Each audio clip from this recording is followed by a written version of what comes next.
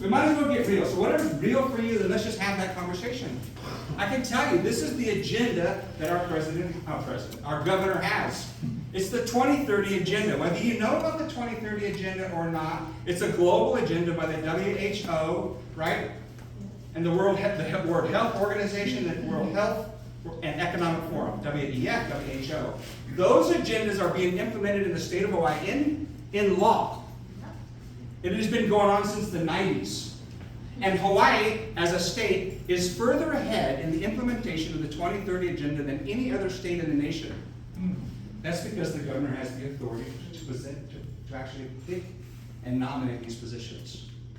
So I spent all of that time to share with you that the way we're going to change the state is not through the legislative branch, right? We have a couple of people running for the legislature tonight. We're having them talk for a few moments tonight. We're having them introduce themselves and share. But the change that's going to come in the state would require an absolute flip of the legislative branch, the representatives and the senators, to have change for the governor to make a difference. You guys track with me? This is like politics here, right? You have these two bodies, the representatives and the senators. They don't do public policy. So when you're driving, like Kim and I were driving home on Friday night, we're in our car, it's raining, the rain smear on the wall. We're raining on our car, like this, and we're on our car. We're on through the street's covered with water, bang, bang! Our car hits a pothole, our right front tire and our right rear tire blow.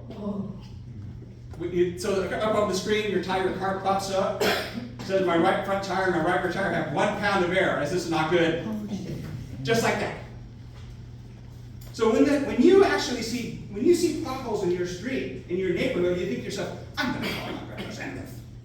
That guy's not doing his job. Right? No. You're going to call your rep, right? He's there to represent you. Remember, we're supposed to live in a representative government. Yeah. Remember this? Remember that phrase? How many of you feel represented by your legislator? Pay attention, candidates. Okay? You feel? Or is that a question? No. Okay. Okay, fair enough. That's because when something happens in the community, you automatically think, call your rep. They're going to speak on your behalf. They're going to get it done. Maybe the toilets don't work at the park. Maybe the lights don't work in your neighborhood. Whatever. You call your rep, what do they say? They say, hey, my rep is Mike B. Hey, Mike, how come the toilets at the public park never work? Is this just kind of Oahu? They're just pilau. Gosh, I'm going to touch this thing. Right? And Mike says what? He said, wow, well, thank you for calling me. I'll get back to you. Right? And you never get a return call. So why does he say that? It's because he doesn't actually know how to fix the problem. The House actually makes law and allocates money. You guys with me? That's their job. They make law. All these laws are being submitted. There's almost 10,000 submitted in the legislative session. This time it was a little less. They're going to sort through all of these laws. They're actually in the middle of it right now. They're considering 3,000 bills that are still on the docket. They're going to add 3,000 bills to our lives. Does that sound like for you to anybody in here? No. Are they taking any out while they're adding? Negative. You wouldn't wish. Not only will they not make more laws, but when it gets to the end of it, they'll add amendments to the laws, which you do not know about. Simple example. Last session, they had avian flu vaccine stockpiling bill. We need to stockpile the avian vaccine. You want to know why? Anybody want to know why? How many think COVID is over? No. COVID was round one. I'm not a prophet, but I'm not stupid. Okay? Avian flu's coming. There's already an avian flu summit already set up. How to empower states, how to dash. So they had a thing in the ledge. I sat in there. We testified against the bill. The head of the Department of Health sitting right here. He says it's going to. I said they asked him how much it's going to cost. He said about $7 million. $7 million to buy all these avian flu vaccines. Right? This is last year, 2025. It gets all done. It comes through. It makes it all the way through. Turns it out. Then it gets an amendment at the end. How much do you think it actually cost at the end? Anybody? It was $7 million from the director of the Department of Health. 21 million?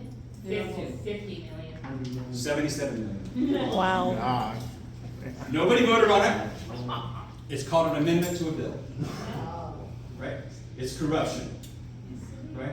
So when you think about those who make laws and allocate resources, it's actually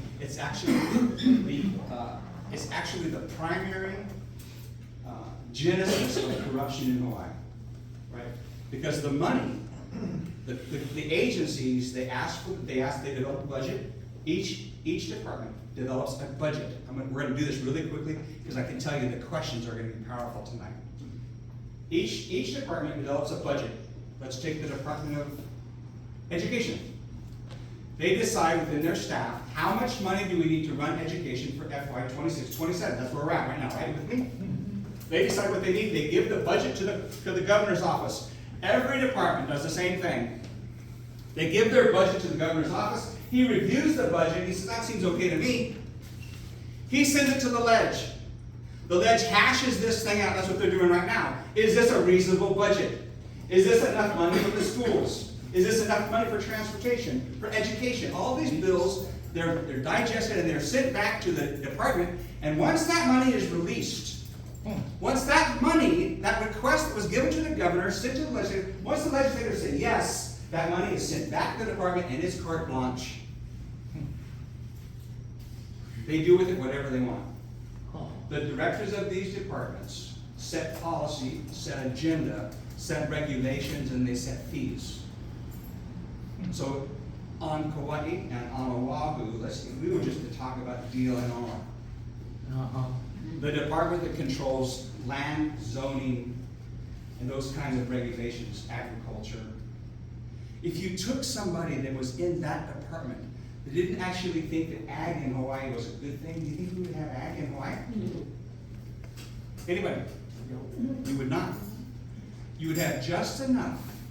You would have a teaser out there that would just keep the people from revolting, but it wouldn't fully fund the department. So what actually happens is within these budgets, within these things, they have what's called, they funded all the positions within so the Department of Education. Let's say they say that they funded 250 school teachers. I'm not talking about administrators, I'm talking about teachers. You guys with me? Within that budget, 250 teachers, the ledge says, yeah, seems right, we need 250 teachers, they give them the money. Let me ask you a question. What happens if they only hire 200 teachers? Pocket the rest. Who said the rest? Who said pocket the rest?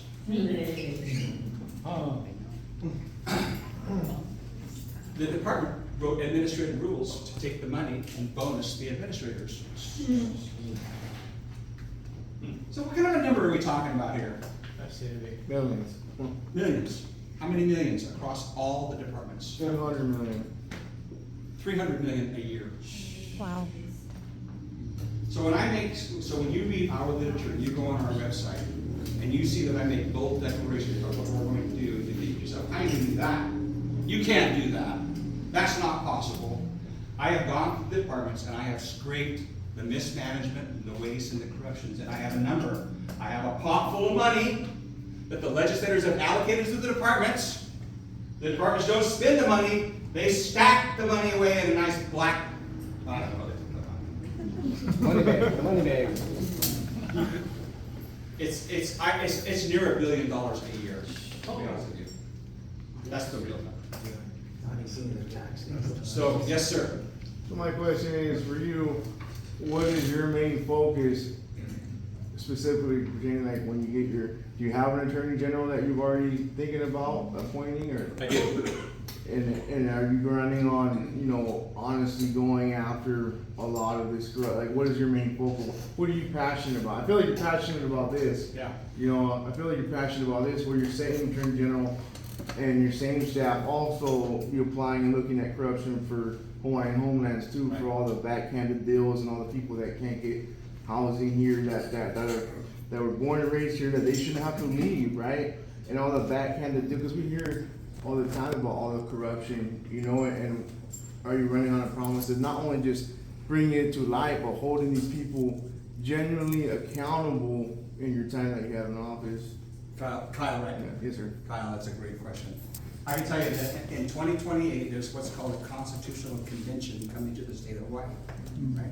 every 10 years, it's called the CONCON, every 10 years, the people of Hawaii get to put things on the ballot to change the state constitution. It's called the CONCON, a Constitutional Convention. One of the ways some of these, so my plan is to actually ensure that the Attorney General and the Sheriff and the Department of Education chair are elected by the people. They're not appointed at all, right? Because we don't just need Band-Aids on my finger. We need structural changes in the Constitution so that the next governor comes along and is crooked as a snake, can't go back to the same way of being. We need to make changes that will change the trajectory of the state for the long run. And we're going to audit. Amen. We're going to audit, and we're going to audit everybody and their brother. Every department, every state agency will be audited by an out-of-state auditor. This is a very distinct change, right? In Hawaii, we have an auditor. Every agency has an auditor. We have a state auditor. How many remember the rail? We started auditing the rail. Remember this? Now, just to be clear, the rail is a city project, right? It's a collusion between state, federal, and the city, but the city is the primary driver for the rail. And I can remember when the rail was at about $4 billion, the people started saying, $4 billion, we need to find out where all the money's going. Yeah. Right? So the city hired its own auditor. Yeah. City building. The city, who's making the rail, hires a city auditor. Guess what the outcome came was? Negative. Seems okay to me. So you have that dynamic. That's the fox watching the chicken coop. Are you with me? You have that statewide in every agency. You have no accountability and no transparency. It's what I mentioned to you about the avian flu. There is no transparency. What happens in the backroom deals? Why developers get pieces of land that was not they were never supposed to get? Right? You currently have. I'm just going to go to the news of the day. You currently have HMSA and Pacific Health creating a merger. Yeah. Right? They're promoting this thing. It's going to be better health care for all. It'll be faster, cleaner, and it'll be cheaper and better for all. We're all going to have better health care. Only one small point. They're actually making a monopoly in health care in Hawaii. The consolidation of health care into one basic unit. Who's left out? Kauai's hospital system. Maui Medical, the Big Island Medical, the Queens system, and urgent care facilities are left out of this deal. Right? So I studied this. I talked to this guy. I'm at this deal. I talked to this guy, and I said, so what do you guys do? He has no idea who I am. And this just came out a couple of days earlier. I said, what do you guys do? He goes, well, we're physicians. I said, no kidding. I said, that's fantastic. What do you guys think about this merger? Between HMS, it was literally that week when it came into the public square. I said, what do you think about this deal? Is this going to be a good thing for Hawaii or bad? Because when you read the news, how many of you know yes means yes and no means yes? Yeah. You guys track my little quirkiness there? They said, the one guy said, well, I really don't know. I don't know. The other guy said, well, as a matter of fact, I sit on the board at Kapiolani. I said, wow, that's very interesting. That's Pacific Health. The Kapiolani Medical Center is Pacific Health. I said, so what do you think? Because Queens has been saying, if you create this monopoly, every other provider is going to get lower payments from Medicare and Medicaid. They're going to get lower resources from the people. And the guy says, well, he leans over to me like this. He goes, well, we're just going to shuttle them down to Queens. Those who can't afford to be a part of the new system. Because Queen's vision, they have a vision to help those who are helpless. Amen. Right? Where do the people on Oahu go when they're on the street and they have nowhere to go? They go to Queens. It's part of their vision. Yeah, Right? that's right. And so they bear the brunt of those who can't afford to pay for health care. And I'm just simply saying to you, guess who signs off on the deal? Governor. Take a guess. Who has to sign off on this deal? Department of Health. The governor. Who said governor? Yeah, the governor. Yeah. ECCA. It's one of the agencies that the governor picks. By the way, the governor picked the top healthcare administrator in Hawaii. Scott Psyche, who was just defeated, who knows nothing about insurance, and now he's running DCCA for the state of Hawaii. Yes, sir. Yeah, but how do you stop all that? Because that person is told what to do. Okay, so the corruption goes that bad where it's the admiral of the Navy fleet that's the one that pulls all the strings in Hawaii. That's the main corruption. It's not the state of Hawaii, it's the government of the United States. So how, I'm not trying to put any pressure on No, you, I'm that's just a saying, great question. I I'm love just it. saying, how do you go and try to flip all that? You know what I mean? One seat at a time, Right, right? Once. When you go, listen, I can tell you, when I'm a contractor, right. I've been a building contractor since 1980, since 79. So we have employees, we have jobs, we have 5 jobs going on right now across Oahu. When I'm not on the job, my guys work at like this level. I shouldn't say this for Sandy. I'm gonna come help Sandy in a few weeks from now, until I'm confessing. I say to my staff in the office, how come it's taking so long to get the job done? She says, because you never go to the job. Uh-huh. Anyway? Yeah. Right? Yeah. So somebody told me the other day, she says, listen, as governor, you just gotta go walk into the agencies. Yeah. You gotta walk in, you gotta show up. Unannounced. One agency at a time. Right. And it's all about who you put in that position of responsibility. Sure. If I pick you, Mm-hmm. are you gonna live with honor? I would have to, because that's what I said I would do. Okay. Ooh. So honestly, I really don't care if he knows the nuts and bolts. What I care is he's a man of integrity. That's right. Because when nobody's looking in our lives, it's integrity that matters. Yeah. What keeps me from being corrupt is my own conscience is alive and active in me. And so when you pick people for areas of responsibility and authority, they have to be people of character and honor. And they have to understand that they're here to represent the people, that we are stewards, that government officials should be stewards and servants of the people. That's a missing element. Many of our legislators think that the people are a resource for themselves. Yeah. Yeah. Not all. There are some good legislators, I know them personally. So I'm not throwing a carte blanche blanket over everybody, especially the new guys that are getting ready to get in. Sorry, guys, love you guys. It's gonna be rough. It is gonna be rough. You wanna know the truth? It's gonna be rough. Yeah, you can imagine. Yeah. You can imagine. Yes, And sir. I just want to make a point that I appreciate the first and foremost thing that you said from the beginning, that you're a Christian and a believer, and I think that is one of the most important things to have in a person, in a man, that who honors God and loves God and puts God first. Amen. You have his God first in you, then there's no way it's not possible to be a corrupt person, and you'll be for others, not yourself. Thank you for that. That's a great encouragement for everybody in the room. Right? So the fear of God is the beginning of wisdom. Amen. Right? Yes, sir. Question? Yeah, I just remembered 4 years ago, I tried going to Josh Green's, when he was speaking in front of people, and I couldn't even introduce myself to him. He was so introverted. He was thinking only of himself. So I can't take that, man. I come to you today, open arms, man. Us Christians, we think of other people. Yeah, that's the idea. So I can tell you, so we're going to talk about a couple of, thank you for that, Esther, thank you. Nelson, I'm sorry.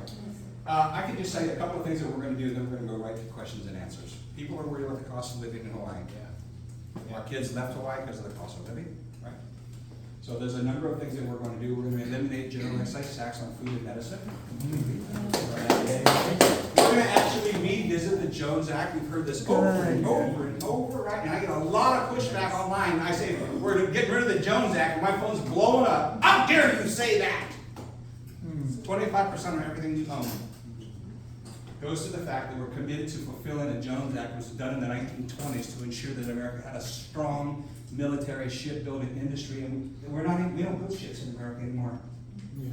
We've become a nation of consumers. We're not an industrial, I think this is a sobering comment, we are not an industrial power anymore.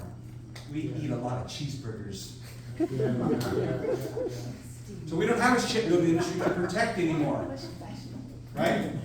And yet everything that comes from, so you can imagine, container ship comes from the east, comes around, sees Hawaii, and goes into the west coast, gets reflagged and as American vessel, gets redone by American union workers. All of that happens, all of that adds 25% to everything you own. So I want you to think about your lives. Yeah. 25%. And I can tell you, that is not even enough to touch what's going on in our economy and the ability for us to actually have maybe a husband's working hard, maybe he's making good money, and his wife wants to stay home and raise the kid. Isn't that the ideal? May I just say that's the ideal? Yeah. Who said not anymore? Yes. It can go back. Yes, it can. It's going to require dealing with regulations, waste, mismanagement, and these ridiculous platforms that we have, like the Jones Act. I have guys, and they make a lot of money. Nearly $60 an hour. And you know what they do on Saturday? Work. Side jobs. Their wife works, they work, and Tutu takes care of the cakey. Yeah, You guys with me? Yeah. That's not a generous life. When I started this evening, I talked to you about the difference between having money in the bank and having a generous life. A generous life would be, I would like to take my kids to the beach. Or how about we go fishing? Or how about we go hunting? Or God forbid, a vacation. So when you think about what it costs to live here, most of the cost to live here is directly related to public policy. When you go to build a house in Hawaii, nearly 50% of the cost, design and development, is administrative, rules and regulations and permit fees. 50%. Oh, yeah. That's crazy. Ridiculous. And so what you have now is you have a state of Hawaii who has developed and calculated. That's not the right word. What's the word? Somebody help with that word. Not calculated, Encompassed? Turns out I wasn't an English major. Tricked everybody in Hawaii. We have a state government who has actually created an entitlement society. Right? The state government says, oh, you can't get by? Well, let me give you some snaps. Let me give you some Section 8 housing. And some of you may be receiving that. Okay. That may be necessary, but that's not the straight way. That's not the right way. The right way is that we can live in merit and self-government and actually live and make enough money to take care of our ohana and Malala, our neighbor. Yeah. Remember what it was like when your neighbor needed something. You just would help them because you had the time and you had the bandwidth. Instead, people have to come to like Rowena's place and get food. They're on the street because they can't afford a place to live. So we have a homeless crisis. It's not a homeless crisis, it's a management crisis. It has to do with government and its inability to assess and make smart decisions about good policy that impact the lives of the people, because it's not a matter of money. Yeah. It's a matter of mismanagement and waste of your resources. Whose money is this? Ours. Oh, okay. Yeah. I mean, like the TNT tax. Governor Green's new green fee tax. Let's create another agency within government. The Office of Climate Policies in Hawaii. Somebody help me with the word. What is that climate? What's it called? Somebody. It's the climate change crisis that we have now. How many of you know that we're under an emergency proclamation right now? Yes. Right now. The governor is on his 125th emergency proclamation in this state. Those proclamations allow him to set aside the state constitution, and more importantly, it gives him clean and full access to the general fund. You think that this proclamation for this weather right now has anything to do with the weather? It has to do with signing contracts for people who are supposed to fix the waterways. My question to you is, why do we have the Department of Transportation fixing the waterways on a regular basis? Right? How many have registered your car lately? No gasps in the room. That means nobody's done that lately. Our car was actually 4 months late. They charged us $700 to register a car. Right? So where's that money supposed to go? You're supposed to fix the roads. Your property taxes. Let's just talk about that and the cost of living. If you're a kapuna and you're on a fixed income and your property taxes keep going through the roof because maybe you lived in your house for 40 years and you bought it for 80 grand. But your neighbor's house just sold for 3.5 million. Your property taxes are a part of his 3.5 and it goes to the roof. I know this for a fact. We met a 90-year-old man in Kailua, Kalaheo Avenue. It's blue chip, tell you the truth, Makai side. 90 years old, he's leaning on his wall in his backyard. He says, I've been to this house for 40 years, and I'm losing my house to property taxes. I have to sell my house. So my grandchildren are the 6th generation to be raised on my Tutu lady's property. If my grandchildren don't have good jobs, they're gonna be the last to live on my Tutu lady's property. We added up, my daughter told me, Mama, so my Tutu lady was the owner of our estate, and she had to sell property, and she had 57 acres. So we owned Annie Keavi Hazard up by St. Catherine's, Keokumanaho, Omanaho, Keokola, up in Kapahi, directly across St. Catherine's. She owns 57 acres. We have half an acre today. Because every year, Tutu was retired. What did she have to do? Sell an acre so that we could still live on our land. What's gonna happen when my grandchildren, I pay almost $10,000 a year for half an acre. But mahalo that I still work. But in my house, there's 10 people. There was 4 generations because my mom was houseless. My kids would have been houseless. My grandchildren. So we all had put together. I have a 5-bedroom, 3-bath. It's still not big enough. But where will our children, where will our mo'opunas go? They're the 6th generation to be raised on our property. If my grandson doesn't make good enough money, we're gonna lose our land. So, Because like you said, everybody around, the Ka'os just sold theirs for $4 million. Okay? Boom goes our taxes. so this story, thank you for that, is so common now. It's not abnormal, it's the norm. So one of the things, couple of things that we're gonna do with regard to property taxes in general is when you're a kapuna, we're gonna freeze your property taxes at the age of retirement on your primary residence. So in your family, your property taxes are frozen at the age of retirement. Yes, sir.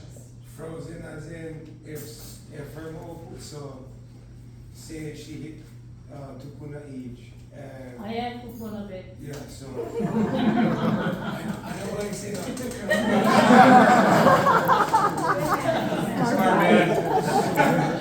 I have a 22-year-old grandson. So she wouldn't be paying right now her property taxes. When she holla and her mopuna gotta take over, does that stack up on them? Because you say frozen instead of, stopped Removed. or removed, yeah. That's a great question. For the time being. That's a fabulous question. And I would just say that, I'm gonna extend this conversation.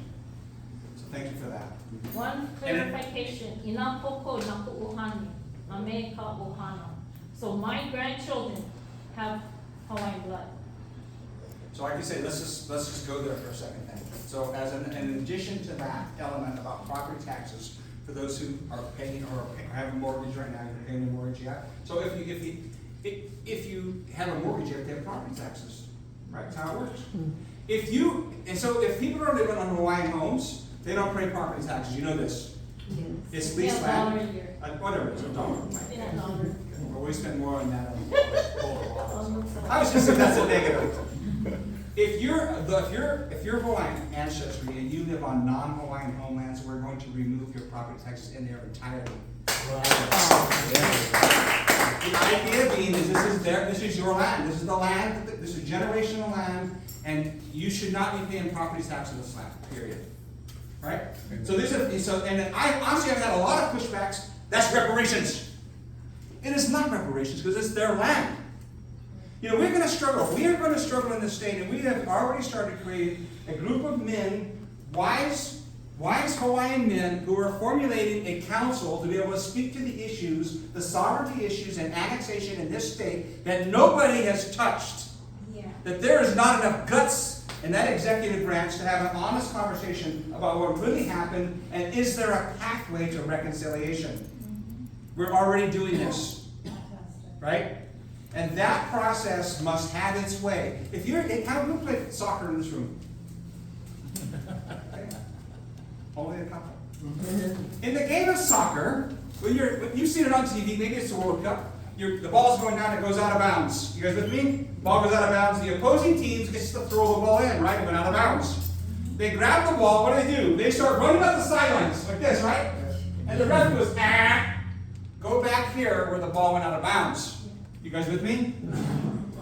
As a state and as a people, we have to go back to where the ball went out of bounds and start having an honest conversation about what really happened and let them have an executive cabinet level position with a seat at the table so that they can actually bring resolutions to a problem. This is a systemic problem. It's a cultural scar that continues to fester. You guys with me? In our schools, we are going to start teaching Ololo Hawaiian from the 3rd grade to the 12th grade as a second language. We're going to reinsert Hawaiian languages. Why would you do that? How many of you have noticed over the last 20 years a lack of the Aloha spirit in the community? Right? Oh. Right? Is it just me? Remember, I'm just trying to have a conversation with you. This requires your engagement. Depends on what your perception of aloha is. Fair enough. A lack of grace and honor in the community with those who live near you or with you. We're gonna put that back into the school system to begin to teach it. Because what was the first thing that happened in annexation? They took away language, right? Yeah. In addition, going to what Rowena said about her kids and they're gonna get a good job, how about we start teaching fundamentals in school?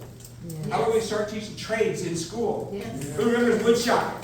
Yeah. Or home economics? Or machine shop? Right? Yeah. These were trades. Oh, We yeah. taught them in school, and it doesn't necessarily mean that George, if he takes woodshop, is going to be an excellent carpenter, he's going to build pianos when he gets out of high school. But I can tell you what he's going to learn, is he's going to learn hand and eye coordination, and he's going to work with his hands, and he's going to solve problems, and it's going to equip him to have a job in the real world. Yeah.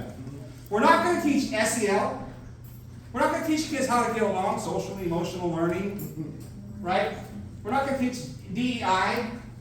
Those are not subjects. Those are family breakdowns. And families need to be empowered to speak to them with confidence that the state is not going to come after them. Retribution. You good? You guys tracking with me? Yeah.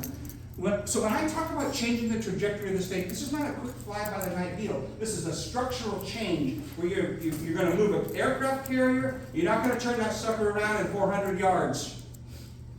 You're going to turn it. And in time, you'll be in a different place. Sir, it's important that our keiki learn to be creative and building something Yeah. good, rather than tearing things down. Fair enough. So we just had a meeting in Maui about 3 weeks ago. There was 2 high school freshmen that sat in a meeting. They were like, we just want to learn. They talked to me about their public school on Maui. The teacher hands out the laptops to everybody, gives them a lesson plan, pushes the laptop in front of them, and goes and gets on their phone. There's no connection. There's no emotional connection. For our young kids are now growing up on their phones, and they're unable to have an emotionally difficult conversation. So when there's actually conflict in life, they're not equipped to actually engage with another human being. They're looking to call the cops. Right. Somebody's got to fix my problem. Right? Oh, I don't have any butter. Oh my gosh. Go to the neighbor. I've got to go to the store. There was a time that we had enough emotional maturity to engage in conversations that made a difference. Right? It's not happening in our schools because the school has now just taught, the schools are teaching how to conform to test and pass. Yeah. So we must go back to some fundamentals. Hold on just a second. Where's that? Fundamentals.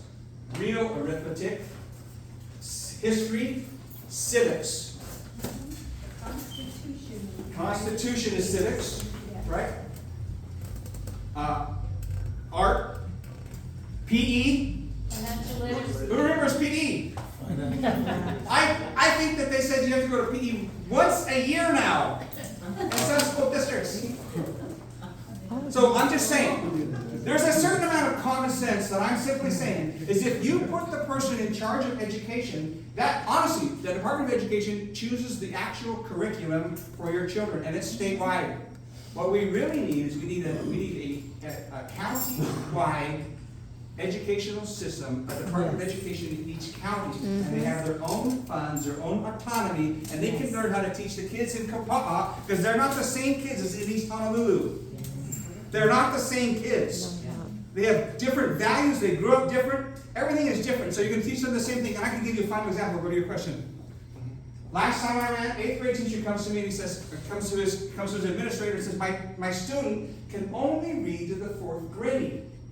What should I do? The administrator, you shall pass them through. Yeah. So part of the problem in our classrooms now is it is very difficult for a teacher to teach a class when half of the class is out of control. There's all kinds of family problems at home. They don't get a meal at home. They come to school, they can't sit still for 5 minutes. The teachers are not empowered to actually bring any kind of discipline in the classroom. And so the little bit of time the teacher gets with an actual student that wants to learn is gobbled up by a problem.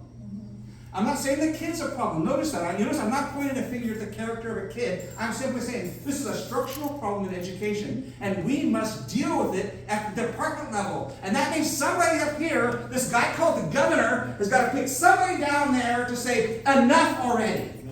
One at a time. That make sense to you? It does. That's your question. So what agencies would be the first to go down?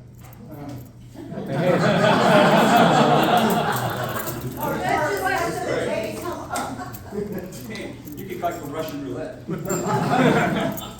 Honestly, you need the Justice Department first. Amen. You need justice. And people ask me, what are you going to do? What's the first thing you're going to do as governor? That's a great question. Like, Governor Day One is going to go in like Turner. No, you know what Day One is? How many have been to Honolulu and seen the Great Wall of China around the square house? You've seen the house? You seen it? Yeah. Remember the beautiful building that we call the State House? It's a fabulous building. It has had an 8-foot plywood fence around it since I can remember. Yeah. Maybe 15 years? No, 6, COVID, they put up for COVID. No, 6 before years. COVID. It was before COVID. Anyway, there's a plywood. My wife would do that. Don't she love that? She might be right. Anyway, so the first thing we're going to do, honestly, that wall is now what I call the Great Wall of Shame. Because it's a public demonstration of the separation between those who are supposed to serve the people and the people. Yeah. So we're going to get my contractor friends, and we're going to have a demo project, and that wall is coming down. One sheet at a time. And it's kind of like Reagan and Gorbachev in Reykjavik. Remember that? Yeah. What did Reagan say? Take down this wall. Yeah. Was it really the wall? Was that a big deal? No. What was the What it stood for. It's what it stood for. So we intend to make this a huge national media event. And we're going to take down the wall because it's an indication of how we're going to deal with corruption in Hawaii. And we're going to start exposing everything. So one by one. And honestly, the process of changing these people out is not going to be easy. Yeah. What kind of time do we have here? I have to leave for work, thank you for your time. Boy, that was timely. I have to go to work, thank you, I'm so God glad I bless got to you. come. Don't forget your voter registration. I over there. won't. And a bumper sticker on the way out. Was it, question? Well, you're in construction, Yes. and I have sat through many sessions with respect to different groups saying, this is how we're going to build affordable housing, this is how we're going to address the homeless situation, and nothing happens, or it moves at a snail's pace. Right. So what would you do in respect to that? Okay, so I'm gonna answer your question backwards. Okay. So there is hundreds of millions of dollars being allocated to fix housing in this state. The problem is it goes to NGOs, right? Non-governmental organizations. Those organizations then in turn did allocate that money to 501c3s who are in charge of building housing in the state. I think on Maui, they just gave some $480 million, right?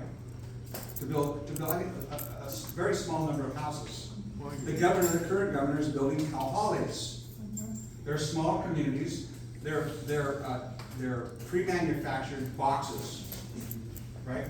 There may be 250 square feet. You see them on upslope Lahaina. You see them around Oahu. He's made 83 of them. We're actually in a housing proclamation, an emergency proclamation of housing in the state of Hawaii. So We made 83, 83. 250 square foot. There you go. So and they